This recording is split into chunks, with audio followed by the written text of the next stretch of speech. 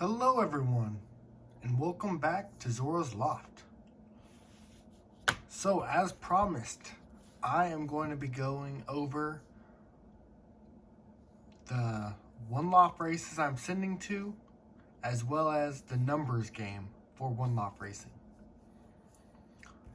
So I already have some tabs open so everyone can see, and then of course this is Win Companion, where all the data for the One Loft races is set up. So I am of course sending to Trappers Loop Challenge here with the loft manager Sal Rodriguez. He is a longtime pigeon fancier, has some of the top birds in the sport.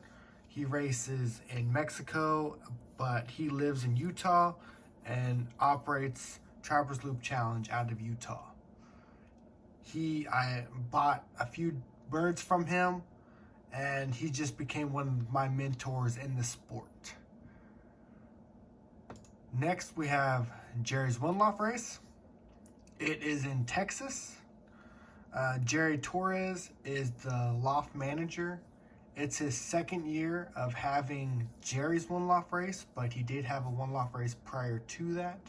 I just don't remember exactly where that One Loft race was. But this is from his new home in Texas. So Jerry has become a real good friend of mine. Me and him, we talk about pigeons, but then of course we talk about random stuff as well, just developing that friendship. And then the final one I have is Rock Creek Classic. It is another one in Utah. The loft manager is Kendall Neal. This is his second year as well. So he is by far going to be the smallest one loft race. And I'm still sending to him. I had one in the money on the second to final race last year. But at the same time, he's very transparent and he communicates well.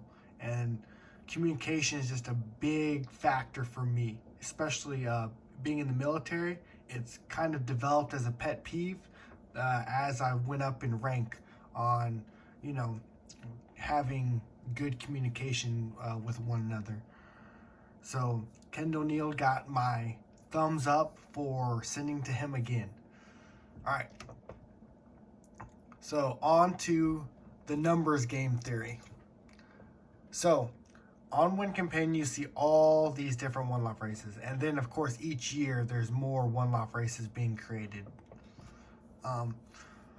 So the statistics behind the theory is the more birds you send to a race, the higher your chances are of winning in that race. What I messed up last year was I sent to too many races. My thinking was, I'll see where my birds do well, instead of trying to pack in more birds, because there is the other theory of different birds for different courses, and I stand behind that somewhat a little bit, but it's all a luck pretty much. Even Mike Gannis, who has the top birds in the sport, that everyone wants his pigeons, not every single one of them is going to be a winner. So you send more birds to a race, the higher chances you have of actually having a winner. And I'm just going to give a couple examples here. So going to Trappers Loop Challenge, each race has its own layout and everything else like that. But for Trappers Loop, you're going to Win Companion, Breeders, let it load up. So we have the 2023 season and then eligible birds. Each One Loft manager adjusts this as they see fit. Some One Loft race managers, once you pay your perch fees, that's when they go and update the birds. Others actually update the birds as they come in. So that is one thing that you just have to watch out for. But of course, before the actual races begin and the deadline for submitting pigeons is over, you will have the exact amount of eligible birds, so the actual amount of birds in the loft. But we're just going off of reserve perches right now, so that's just individuals that reserve perches for this One Loft race. You don't have to send, so APC Loft is reserved 10 perches. They might have already paid for all 10 perches. We don't know. Only the loft manager and the individual loft know. But what you're going to do is you're going to just guess for now until we actually get the actual eligible birds, because he might only decide to send 8, and then it'll say 10, and on this side it'll say 8, or vice versa. It could actually say 10, but over here it says 12, because he actually sends 12 birds instead of 10, even though he only reserved 10 perches. And then that's just something that individual fancier worked out with the loft manager. So there's my buddy here, 7 Cha Brothers Loft, sending 3. Of course, APC is sending 10. Then we go down here. We have Andrew Scuit sending 10. Aztec Loft sending 10. Scrolling down a little further. So we have another one sending 10. Vazio Loft. Mike Gannis is sending 15 birds. And another thing about Trappers Loop Challenge is it's a 500 bird max. So this one's not actually designed for giant, Sal is eventually going to increase the purse over time after he establishes how his ability to care for the birds. I want to say this is his 3rd year of running the race, and both years prior to this he's had excellent returns, tough races. Sal actually told me something that Mike Gannis told him, is Mike Gannis sends his birds to Sal's race, and the birds that do well at Trappers Loop Challenge, the next year he'll actually send the siblings over to Africa to compete over there. But we got a couple other guys here. Raul. So this guy I know is from Mexico, and he's actually buddies with Sal as well. But he's sending 15. We have Uzio Loft sending 10.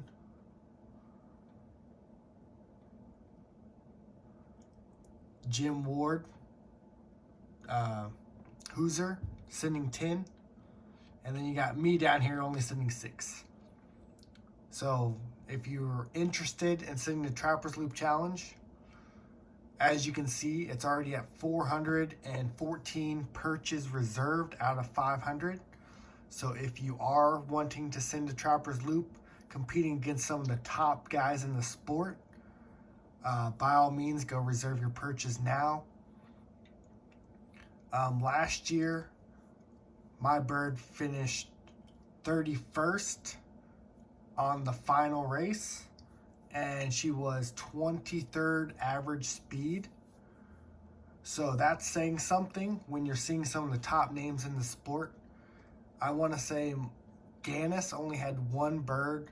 Now, it was in the money on the final race. So I think he sent 12 last year, and only 1 of them was in the money. And my bird actually beat the rest of his birds. So that's an accomplishment on its own. I have her currently in my hen side. I'm not breeding her this year. I'm going to be breeding her next year, but I had to kind of go with my proven breeders, or those that I spent a little bit of money on for this year's, for the One Loft races.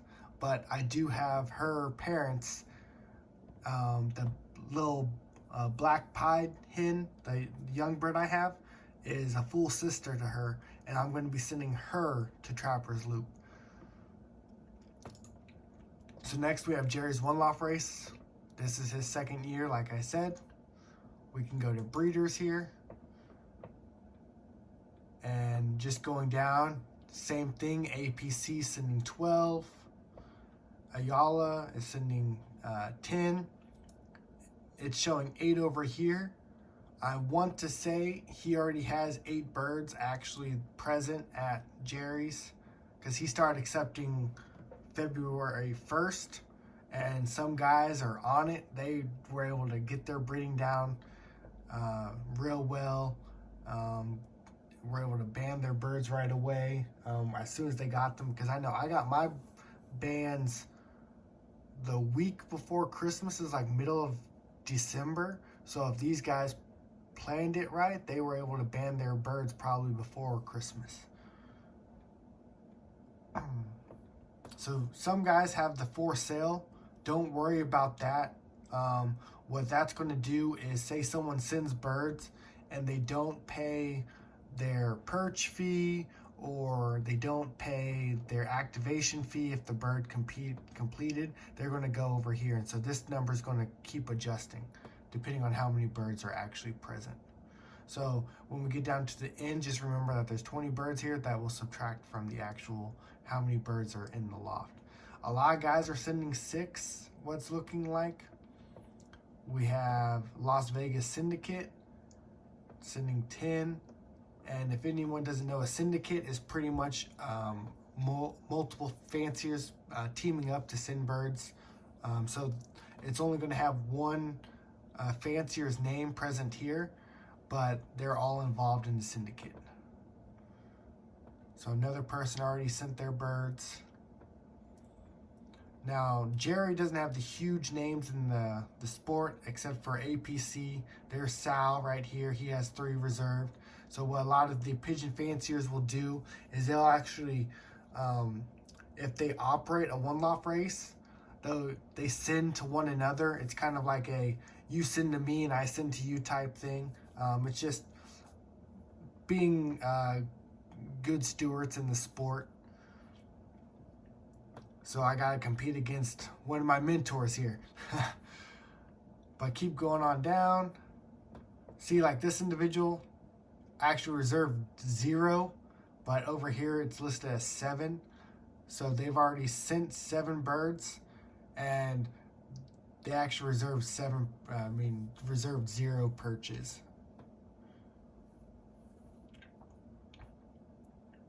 And then we got one more person that sent 10, and then I sent 6. So compared to Trapper's Loop, I'm at a disadvantage at Trapper's Loop because I am sending 6 birds, but when you see other fanciers, how many birds they're sending, their odds of winning are higher. But at the same time, there's more birds at Jerry's. Jerry, I think, can hold 1,000 birds, but remember that you're minusing 20 from that. So if we just pull this up real quick, we got 604 minus 20, and then it's 584.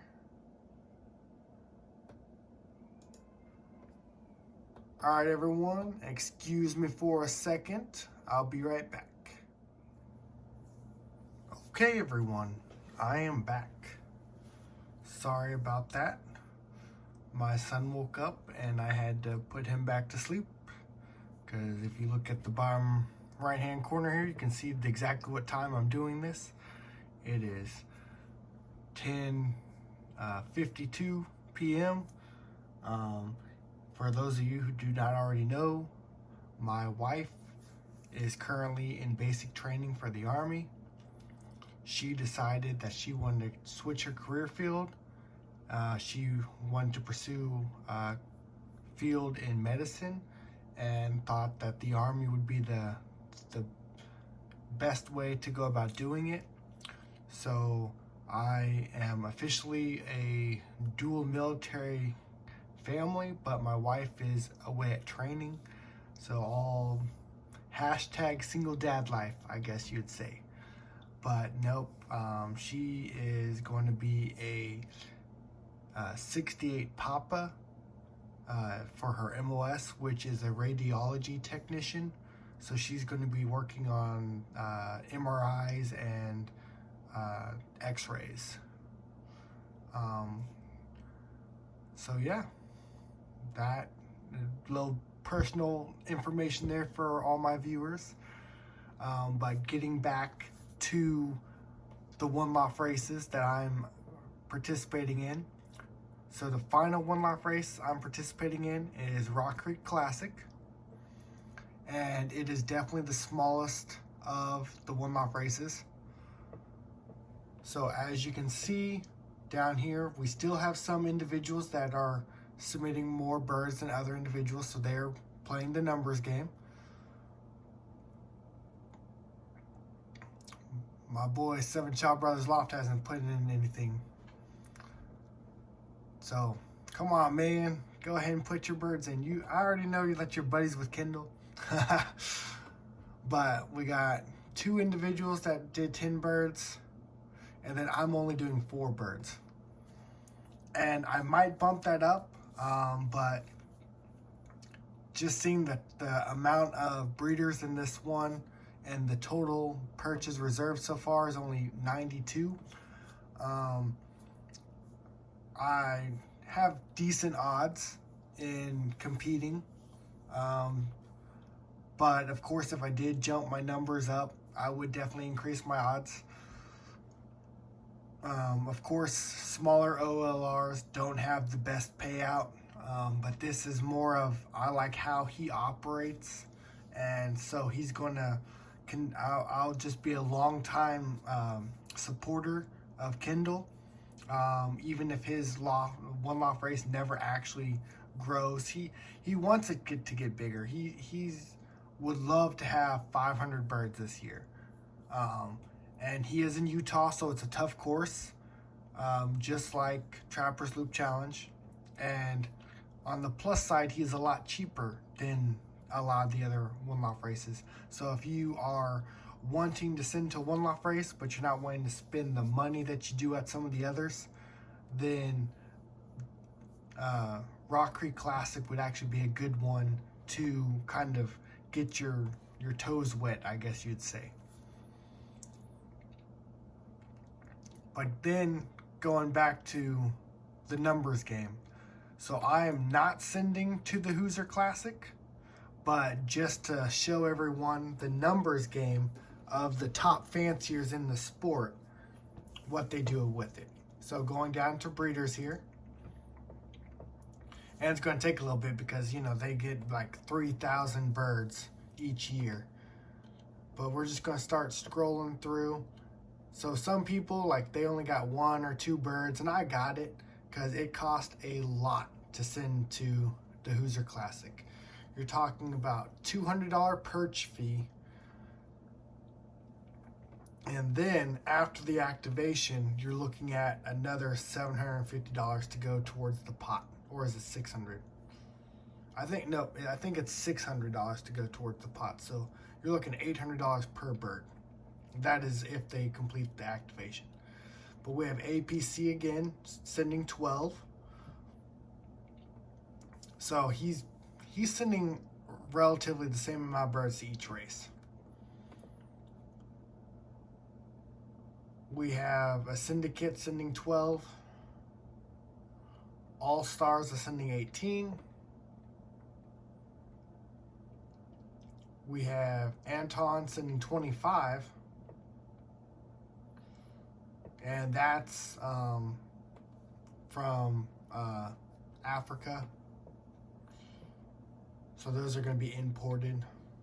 We have Aztec Loft sending 25. Baldwin is sending 12. We have Big Andy sending 12.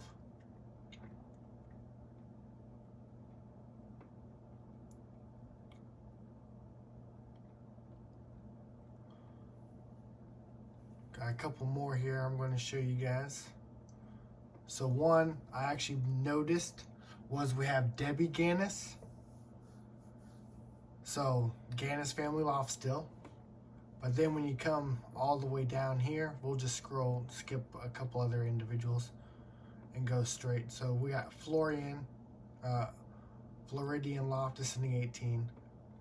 Don't worry about that. That's the same for sale birds. So we'd actually count that against the total purchase reserved. But then Mike Gannis has 25 purchase reserved.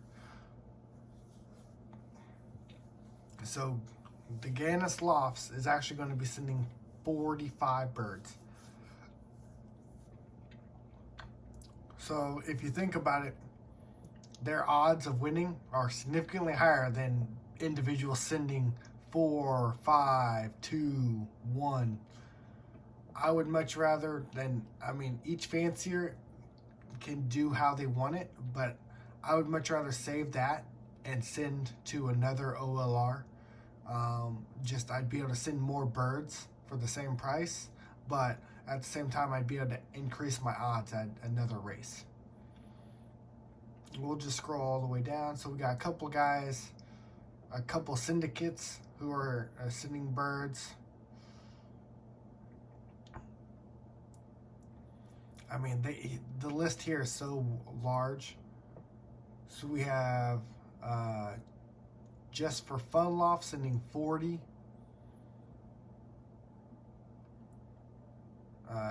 Easily and Sun Racing 15.